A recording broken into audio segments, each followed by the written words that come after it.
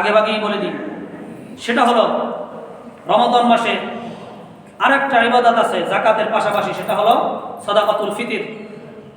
সাদাকায়ে ফিতির, সাদকায়ে ফিতির কেন দিতে হয়? আমরা যে পবিত্র মাহে রমাদানে রোজা পালন করি, সিয়াম সাধনা করি, এই রমাদানের হক পরিপূর্ণ আদায় করে আমরা কেউই কিন্তু রোজা রাখতে পারি না। বিভিন্ন ধরনের ত্রুটি বিচ্যুত আমাদের থেকে হয়েই থাকে।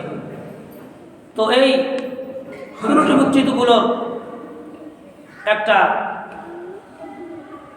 সমাধানের জন্য আল্লাহ রাব্বুল আলামিন সাদাকায়ে ফিতরের একটা বিধান রেখে দিয়েছেন। সাদাকায়ে ফিতর কার উপরে ওয়াজিব?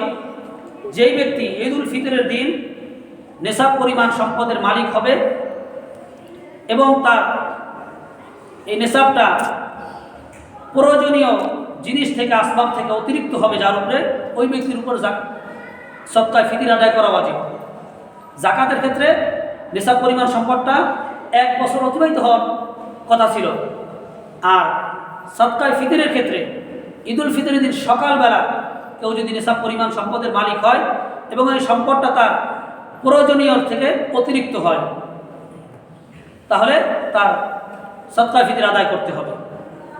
সাদকায়ে ফিতর কার থেকে আদায় করবে? নিজের পক্ষ থেকে, এবং নিজের নাবালিগ যে সন্তান রয়েছে তার থেকে আদায় করা ওয়াজিব। কিন্তু নিজের স্ত্রী, নিজের প্রাপ্তবয়স্ক সন্তানের পক্ষ থেকে বাবার জন্য, স্বামীর জন্য আদায় করা ওয়াজিব না। তবে হ্যাঁ, যদি বাবা যদি তার প্রাপ্তবয়স্ক সন্তানের পক্ষ থেকে আদায় করে দেয় তাহলে আদায় হয়ে যাবে।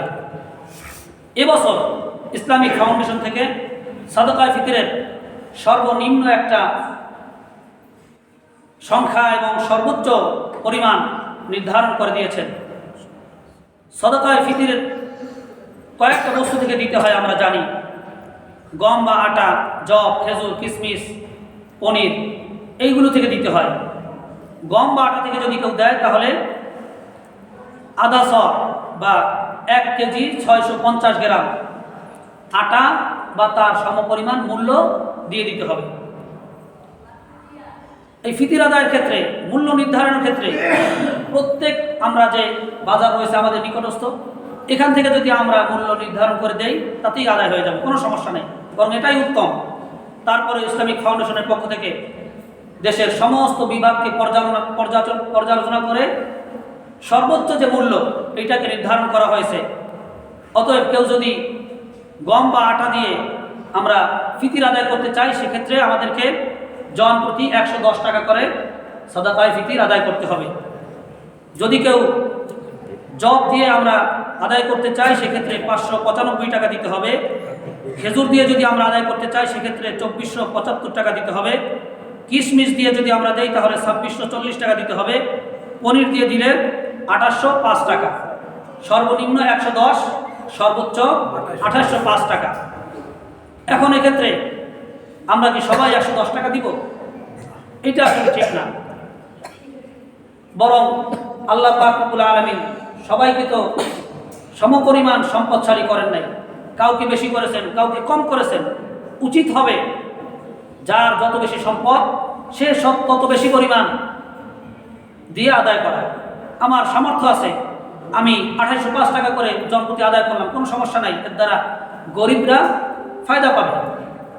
কিন্তু কেউ যদি 110 টাকা করে আদায় করে দেয় সবার থেকে আদায় হয়ে যাবে। আল্লাহ রাব্বুল আলামিন আমাদের সকলকে, এবং এই যে সাদাকায়ে ফিতর, এটা ঈদুল ফিতরের নামাজের আগেই আদায় করে দেওয়া এটা উত্তম।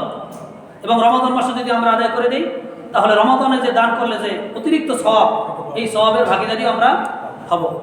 এবং দেওয়ার ক্ষেত্রে যাকাত দেই আর সাদকায়ে ফিতর দেই, এক্ষেত্রে আমরা অনেক সময় যাকাত দেওয়ার ক্ষেত্রে কাপড় দেই, বিভিন্ন বস্ত্র দেই, বিভিন্ন বস্তু দেই, এগুলো না দিয়ে যাকাতের টাকা দেওয়া এটাই উত্তম।